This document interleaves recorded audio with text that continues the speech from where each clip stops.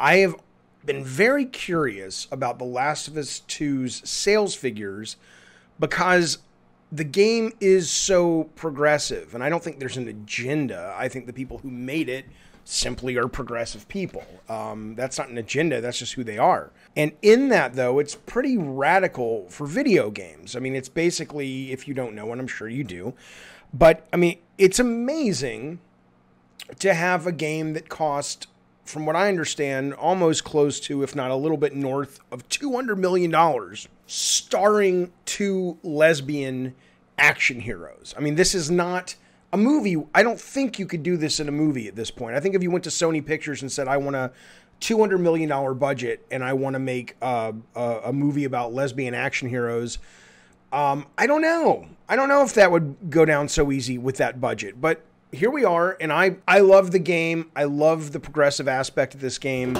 And again, now that you guys know, even when we were having these discussions before, a lot of people were like, you're taking the piss out of The Last of Us because you don't like Neil Druckmann's games. Well, hopefully now you're aware. While I don't really happen to love Uncharted 4 or Last of Us 1, I adore Last of Us 2. I can't stop playing it. One of the best things I've played in a very long time. It's phenomenal, okay? So this is not me taking the piss on The Last of Us. This is me genuinely curious. What happens if the game didn't perform as well as expected? Does it change design? Does it change writing at Naughty Dog? Does it change what these teams are able to do at the monetary level they're able to do it because of the sales? And yesterday, there was a news story about Ghost Tsushima, the movie I think they're looking to make. And in that, they kind of drop some interesting information that if you do a little bit of research, gives you, I think, unless my maths is wrong, a good idea of where The Last of Us Part 2 sits on sell-through. And it's not amazing. Let me tell you what I know. Correct my maths, please, because I could be totally fucked up on this. Here's how I came to this conclusion. Ghost Tsushima was announced yesterday. It sold over 6.5 million copies. Let's just say it's 6.5. Let's just say it's 7. On all the charts, Ghost Tsushima is consistently under The Last of Us Part 2. So it goes Animal Crossing and this, that, and the other, and then you get to like number 5 or 6 or 7, and it's Last of Us Part 2, and then always dependably right under it is Ghost Tsushima. So if we know Ghost Tsushima's done 7, the game above Last of Us 2 is historically Madden 21, which has sold very well, or Assassin's Creed Valhalla. Let's take AC Valhalla. Now, Valhalla we don't have the numbers for either, but we have the numbers for Odyssey. Hey, it's me in the future. I'm interrupting this video because I'm going to give you a very high-level sales where I think things are. There's too many unknowns to really get a figure, right? So let me make it very simple, and let me also make it clear, I don't really know. All we really know is 6.5 for Ghost. Above that is Last. Above that is AC Valhalla, okay? My assessment is that sell-through so far on Last of Us Part 2 is around 8 to 9 million is what they've actually sold through. I'm taking the Odyssey numbers from Assassin's Creed. Valhalla's done 50% better at the beginning of the lifetime. Obviously, it's dropped off since then. Odyssey sold 20 million. PlayStation 4 had a certain percentage of the market, which is obviously shifted because of Switch. So there's no way to really know. What we know is 6.5. Above that is Last. Above that is Valhalla. So I'm going with the 9 million number because otherwise you would have to assume that 6.5 for Ghost and Valhalla was like on PS4 25 million. And then you've got this, I don't think you've got that much room to play. Okay. So I'm going with 9.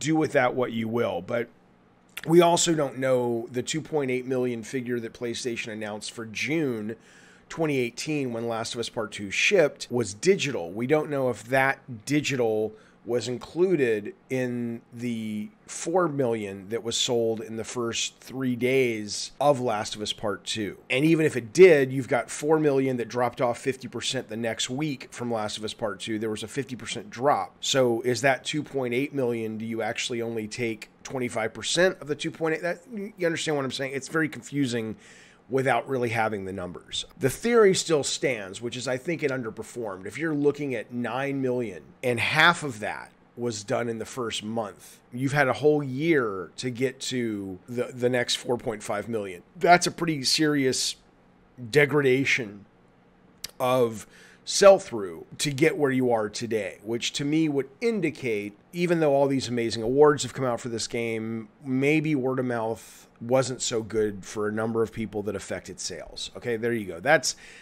I'm happy to share with you specifics, but it made the video too long, and frankly, there's no way to really know. So my guess is 9 million copies. Maybe I can find out from some people if that's actually accurate, but that's kind of what it feels like. Okay, let's move on with the actual video. It seems to be underperforming. That's all I'm saying. And again, this could be wrong, but that's my maths. I'm not always right about maths, but that's where it is. So let's assume it is. I've been wanting to know this. Because especially now that I'm playing it and this motherfucking thing is so good. It is so good. You know, I just got to the part where I'm controlling Abby in the second half of the game. She was with her dad and the zebra, which was really cool. And now it's back to modern times, or day one in Seattle with her. And, you know, so far, I'm not seeing the hate. I'm not seeing it being terrible like people say. I think it's great. So whether or not the game was hurt by the leaks, which I don't think it was, I think the number of people, when you're talking 20 million people that showed up for Last of Us 1, I don't think the vast majority of those people are going to the internet websites and reading about rumors and leaks. I think that makes up a not very meaningful percentage of that 20 million who might show up for the next game. The question then becomes, it was probably word of mouth. Now, that's the real hard part, man. That's the real hard part, because if you're Naughty Dog, if you're Sony, then you have to ask yourself, is that 50% drop from week 1 to week 2, is that about the fact that the audience pushed back on the progressiveness? And, hey, Neil, hey, Evan, hey, Sony Santa Monica, you can't do that shit.